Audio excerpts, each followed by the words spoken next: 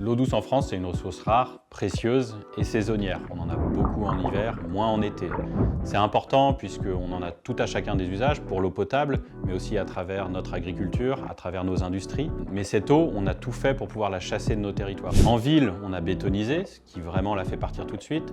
En campagne, on a arraché nos haies, on a recalibré nos cours d'eau, on a simplifié nos paysages et toute cette eau-là va partir.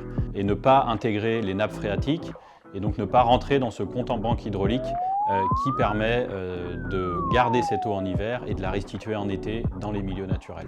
Pour nous, les deux axes principaux sur lesquels on doit appuyer dans un contexte de changement climatique et dans ce contexte où on a organisé ce départ de l'eau, eh bien, ça va être de s'appuyer sur deux piliers, la sobriété d'un côté, la manière dont on peut réduire notre consommation en eau. Et là, l'agriculture, qui est la principale consommatrice avec 58% des consommations en eau à l'échelle française, va être un levier important en adaptant ces types de cultures ou encore, pour tout à chacun, en limitant notre consommation de viande, en mangeant moins et mieux de viande, ce qui permet de limiter la consommation en eau à l'échelle de notre territoire. Le deuxième point, ça va être d'aménager notre territoire pour retenir cette eau dans le paysage. Et là, ça peut passer par des solutions naturelles que sont la restauration des cours d'eau, la restauration des zones humides ou les plantations de haies. Tout ça va permettre de contribuer à la résilience du territoire français face à cette ressource en eau qui se raréfie et au changement climatique.